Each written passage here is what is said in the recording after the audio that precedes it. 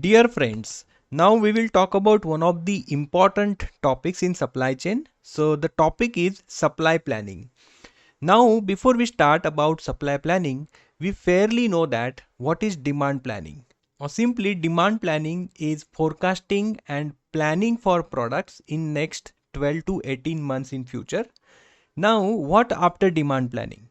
So what if the plans or demand plans are sporadic or not straightforward?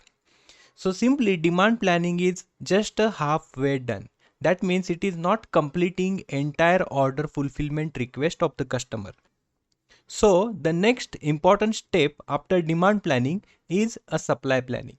So simply all output of demand planning goes for the next step, which is a supply planning. And what is supply planning?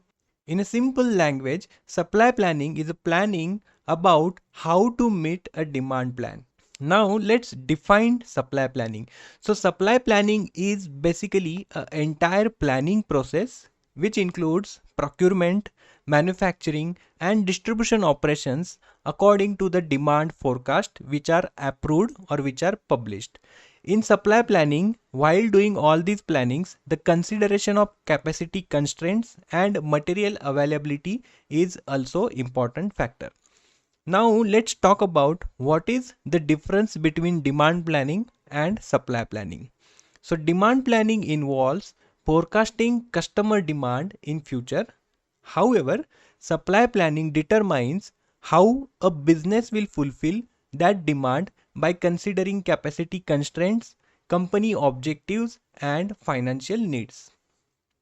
So simply, both demand and supply planning are equally important, and both of these departments or functions work hand in hand to ensure efficient service delivery. Now, what is the goal of supply planning? So very simple goal of supply planning is plan for a supply that would satisfy the demand for product or service which is offered in a best possible way. So simply it is balancing demand and supply. Now let's understand another major difference between demand plan and supply plan. So demand plans are always generated on monthly bucket.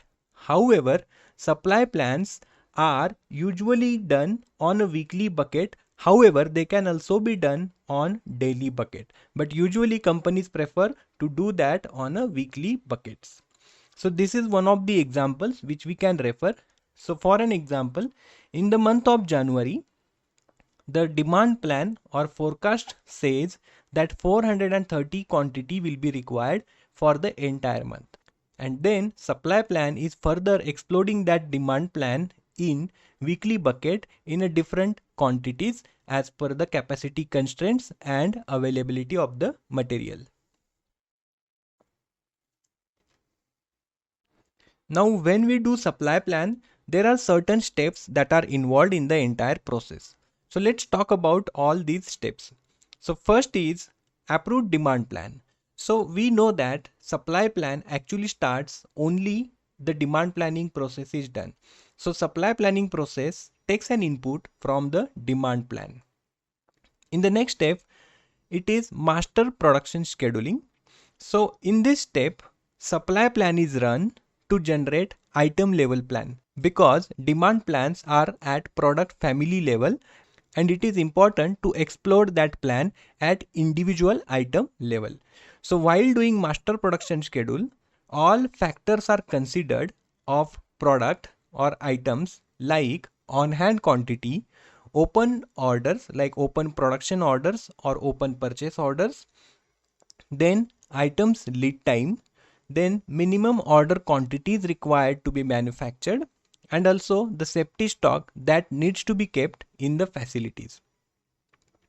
In the third step, it is talking about requirement and capacity review. So in second step, simply we can say that it is unconstrained supply plan. So in the second step, so far we have not considered capacity constraints. So in the third step, it is basically considering what can be a capacity constraints in the production schedule or in the supply plan. So nowadays there are many softwares which actually enables users to run these requirements, to review capacity, and to access or to understand the impact of demand on supply plans. Also, multiple ERP systems which are functional in nature to understand the capacity constraints once the master production schedule is prepared. Now, once this third step is done, there can be a adjustment in the plans that are coming out from above steps. So, if a supply planner sees any capacity constraints, then they can change the supply plan according to the constraints. So, for an example, let's say in a month there are 4 weeks. So, in the last week, if there is a holiday or vacation season, then the supply plan for first 3 weeks can be on a higher side, and in last week it can be on a lower side. Now the last step of supply planning is to approve the supply plan. It is important to approve the supply plan according to the demand plan, because once it is approved, then it is pushed back into the ERP system. So the further planning systems like MPS, MRP, or day-to-day requirement planning and ordering processes can be performed.